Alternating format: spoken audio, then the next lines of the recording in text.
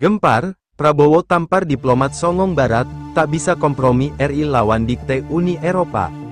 Pemirsa, hari ini dilaporkan, polemik Uni Eropa dan Indonesia kembali memanas, bahkan hal itu sudah terkonfirmasi oleh staf ahli Menteri Perdagangan, Bidang Perdagangan Internasional Kementerian Perdagangan Bara Krishna Hasibuan, mengakui bahwa hubungan RI dengan Uni Eropa kurang baik, lantaran kebijakan larangan ekspor raw material, khususnya nikel.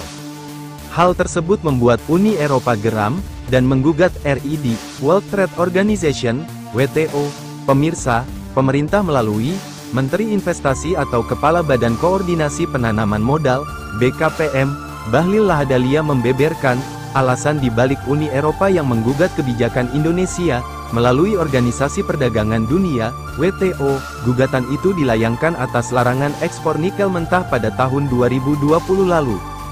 Bahlil menyebutkan alasan asli di balik sikap Uni Eropa itu, adalah karena Uni Eropa itu sendiri tidak ingin Indonesia menjadi negara produsen pabrik baterai kendaraan listrik. Ternyata saya baru tahu, inilah kenapa Eropa membawa kita ke WTO, mereka tidak ingin Indonesia menjadi negara produsen pabrik baterai di dunia, beber Bahlil dalam kuliah umum di Institut Pemerintahan Dalam Negeri, IPDN. Usai mengetahui fakta itu, Bahlil klaim dirinya langsung melawan gugatan tersebut, bersama kementerian lainnya untuk bekerja sama, mempertahankan kebijakan pelarangan ekspor nikel mentah di Indonesia. Dan begitu saya tahu, saya lawan itu dengan Pak Menko, dengan semua kementerian, kita bersama-sama bekerja sama. Tambahnya, tidak berhenti di situ, Bahlil mengungkapkan, upaya yang dilakukan lintas kementerian tersebut, membuahkan hasil berupa masuknya investasi asing untuk menanamkan modalnya, di Indonesia dalam pengembangan ekosistem baterai kendaraan listrik. Investasi yang masuk untuk hilirisasi ekosistem baterai mobil dari Korea LG, itu investasinya kurang lebih sekitar 160 triliun, ucapnya. Lebih lanjut, Bahlil mengatakan dengan menutup ekspor nikel dari Indonesia, pemerintah bisa membangun industri kendaraan listrik secara terintegrasi dari hulu ke hilir. Hal itu mengingat lantaran Indonesia punya sumber daya nikel melimpah, yang mana nikel itu sendiri merupakan salah satu komponen utama, pembuatan baterai kendaraan listrik.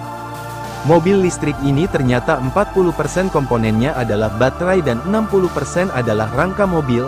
Baterai mobil ini bahan bakunya itu ada 4, nikel, kobalt, mangan, dan litium. Indonesia kita punya mangan, kobalt dan nikel, tutup dia.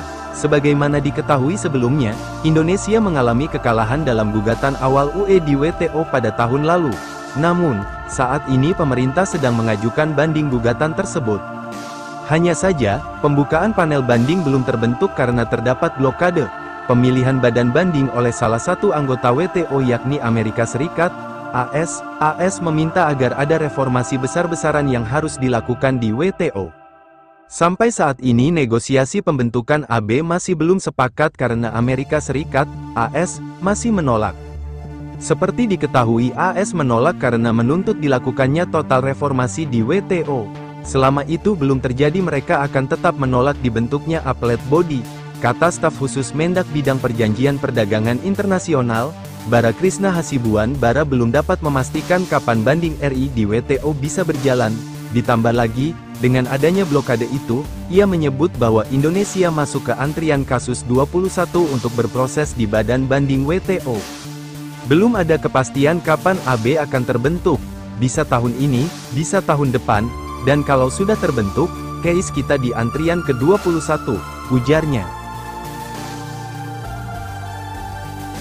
Ini dilaporkan, polemik Uni Eropa dan Indonesia kembali memanas. Bahkan hal itu sudah terkonfirmasi oleh staf ahli Menteri Perdagangan, Bidang Perdagangan Internasional Kementerian Perdagangan Bara Krishna Hasibuan, mengakui bahwa hubungan RI dengan Uni Eropa kurang baik, lantaran kebijakan larangan ekspor raw material, khususnya nikel. Hal tersebut membuat Uni Eropa geram, dan menggugat RI di World Trade Organization, WTO.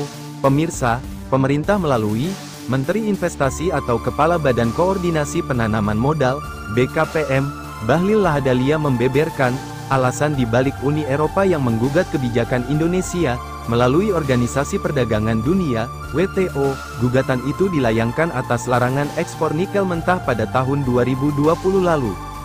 Bahlil menyebutkan alasan asli di balik sikap Uni Eropa itu, adalah karena Uni Eropa itu sendiri tidak ingin Indonesia menjadi negara produsen pabrik baterai kendaraan listrik. Ternyata saya baru tahu, inilah kenapa Eropa membawa kita ke WTO, mereka tidak ingin Indonesia menjadi negara produsen pabrik baterai di dunia, beber Bahlil dalam kuliah umum di Institut Pemerintahan Dalam Negeri, IPDN. Usai mengetahui fakta itu, Bahlil klaim dirinya langsung melawan gugatan tersebut, bersama kementerian lainnya untuk bekerja sama, mempertahankan kebijakan pelarangan ekspor nikel mentah di Indonesia. Dan begitu saya tahu, saya lawan itu dengan Pak Menko, dengan semua kementerian, kita bersama-sama bekerja sama. Tambahnya, tidak berhenti di situ, Bahlil mengungkapkan, upaya yang dilakukan lintas kementerian tersebut, membuahkan hasil berupa masuknya investasi asing untuk menanamkan modalnya, di Indonesia dalam pengembangan ekosistem baterai kendaraan listrik. Investasi yang masuk untuk hilirisasi ekosistem baterai mobil dari Korea LG, itu investasinya kurang lebih sekitar 160 triliun, ucapnya. Lebih lanjut, Bahlil mengatakan dengan menutup ekspor nikel dari Indonesia, pemerintah bisa membangun industri kendaraan listrik secara terintegrasi dari hulu ke hilir. Hal itu mengingat lantaran Indonesia punya sumber daya nikel melimpah, yang mana nikel itu sendiri merupakan salah satu komponen utama, pembuatan baterai kendaraan listrik. Mobil listrik ini ternyata 40% komponennya adalah baterai dan 60% adalah rangka mobil. Baterai mobil ini bahan bakunya itu ada 4, nikel, kobalt, mangan, dan litium.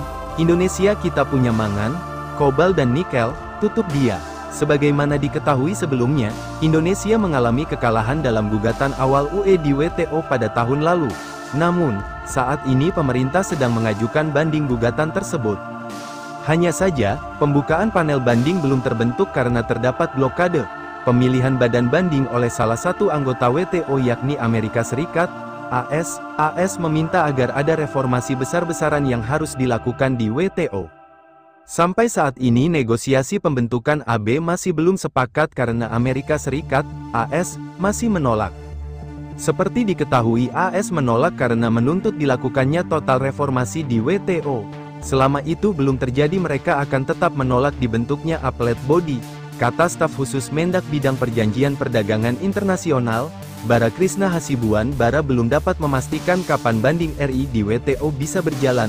Ditambah lagi, dengan adanya blokade itu, ia menyebut bahwa Indonesia masuk ke antrian kasus 21 untuk berproses di badan banding WTO. Belum ada kepastian kapan AB akan terbentuk, bisa tahun ini, bisa tahun depan, dan kalau sudah terbentuk, case kita di antrian ke-21, ujarnya.